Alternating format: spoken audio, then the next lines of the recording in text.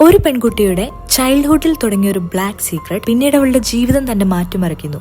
ഇതാണ് James വാനിന്റെ malignant എന്നൊരു horror movie. Madison എന്ന കഥാപാത്രത്തിന് തന്റെ ചുറ്റുമുള്ള ആളുകൾ കൊല്ലപ്പെടുന്നതിന്റെ ദൃശ്യങ്ങൾ കാണാൻ കഴിയുന്നു. എന്നാൽ ആരാണ് കൊലപാതകങ്ങൾ ചെയ്യുന്നതെന്നും അവൾക്ക് അവരുമായി എന്തെങ്കിലും ബന്ധമുണ്ടോ എന്നും അവൾക്ക് ഓർമ്മയില്ല. വ്യത്യസ്തമായൊരു ഹൊറർ മൂവിയുടെ സ്റ്റോറി കേൾക്കാൻ താല്പര്യമുണ്ടെങ്കിൽ ഈ വീഡിയോ ധൈര്യമായിട്ട് ഫുൾ കണ്ടോളൂ. ഇഷ്ടപ്പെട്ടാൽ സപ്പോർട്ട് ചെയ്യാൻ മറക്കരുത്. സിനിമ ആരംഭിക്കുന്നത് 1993 ഒരു റിസർച്ച് ഹോസ്പിറ്റൽ കാണിച്ചുകൊണ്ടാണ്.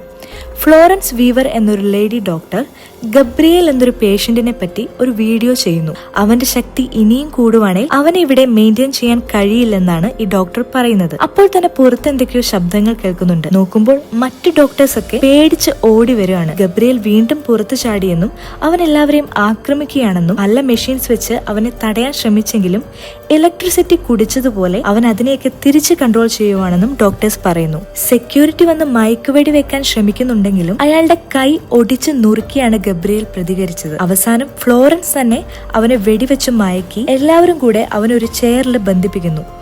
ഗബ്രിയേലിനെ അവൻ ഇവൻ എന്നാണ് വിശേഷിപ്പിക്കുന്നതെങ്കിലും വേഷം കണ്ടാൽ ഒരു സ്ത്രീയുടേത് പോലുണ്ട്. പക്ഷെ മുഖം വ്യക്തമായിട്ട് കാണിക്കുന്നില്ല. പെട്ടെന്ന് അവിടെ ഉള്ളൊരു റേഡിയോയിൽ കൂടെ നിന്നെ ഞാൻ ഉറപ്പായിട്ടും കൊല്ലൂ എന്ന് ഗബ്രിയേൽ പറയുന്നു.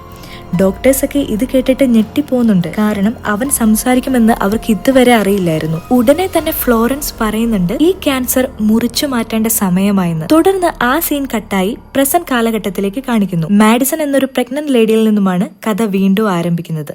ഇവള് ജോലി കഴിഞ്ഞ് വീട്ടിലേക്ക് വരുമ്പോൾ ഭർത്താവ് ടെറിക് TV കണ്ടുകൊണ്ടിരിക്കുകയാണ്. മാഡിസൺ ടയേർഡായി എനിക്കൊന്ന് കിടക്കണം എന്ന് പറഞ്ഞ് TV ഓഫ് ചെയ്യുന്നു. അതിന്റെ പേര് രണ്ടുപേരും കൂടെ വഴക്കാകുന്നു. മാഡിസൺ ആദ്യമായിട്ടല്ല പ്രഗ്നന്റ് ആകുന്നത്. മുൻപ് പലതവണ പ്രഗ്നന്റ് ആയിട്ടുണ്ടെങ്കിലും അതൊക്കെ അബോർഷൻ ആയി പോയിട്ടുണ്ട്. അതിന്റെ പേരിലും ടെറിക്ക് വീണ്ടും അവളോട് ചൂടാകുന്നു. എന്നിട്ട് അവളുടെ തല പിടിച്ച് ഭിത്തിയിലിടിക്കുന്നു. തലയിൽ നിന്ന് ചോര വരുന്നത് കണ്ട് ടെറിക്ക് പെട്ടെന്ന് സോറി പറയാൻ തുടങ്ങി. ഞാൻ അറിഞ്ഞോണ്ടല്ല ചെയ്തത്, പെട്ടെന്ന് ദേഷ്യം കൂടി പോയതാണെന്നൊക്കെ പറഞ്ഞ് ടെറിക്ക് ഐസ് എടുക്കാൻ പോയപ്പോൾ മാഡിസൺ ദേഷ്യം കൊണ്ട് വാതിലടച്ചു. ടെറിക്ക് പുറത്തു നിന്ന് താൻ തന്റെ മദ്യപാനം നിർത്താൻ ശ്രമിക്കുകയാണെന്നൊക്കെ പറയുന്നുണ്ടെങ്കിലും മാഡിസൺ വാതിൽ തുറക്കുന്നില്ല. ക്ഷീണം കൊണ്ട് പെട്ടെന്ന് തന്നെ മാഡിസൺ കിടന്നുറങ്ങുന്നുണ്ട്. അന്ന് രാത്രി അവൾ ഒരു സ്വപ്നം കാണുന്നു. ആ സ്വപ്നത്തിൽ ഹാളിൽ കിടന്നുറങ്ങുന്ന ടെറി അടുക്കളയിൽ നിന്ന് എന്തോ ശബ്ദം കേട്ടിട്ട് അങ്ങോട്ട് പോയി നോക്കുന്നുണ്ട്. നോക്കുമ്പോൾ മിക്സി തനിയെ ഓൺ ആയിട്ടിരിക്കുന്നു. എന്തെങ്കിലും ഇലക്ട്രിക് പ്രോബ്ലം ആണെന്ന് വിചാരിച്ച് അത് ഓഫ് ആക്കുമ്പോൾ പെട്ടെന്ന് ബാക്കിലെ ഫ്രിഡ്ജ് തനിയെ ഓപ്പൺ ആവുന്നു. ഫ്രിഡ്ജിന്റെ ഡോറ് ചെന്നടച്ചപ്പം അടുത്തതാ ഹോളിലെ TV ഓൺ ആയിട്ടിരിക്കുന്നു. അതും പോരാഞ്ഞിട്ട് മാഡിസൺ പാതിരാത്രി TVയും കണ്ടുകൊണ്ടിരിക്കുകയാണ്. ടെറിക്ക് ലൈറ്റ് ഓൺ ആക്കിയപ്പം അവിടെ ആരെയും കാണാനുമില്ല. പക്ഷെ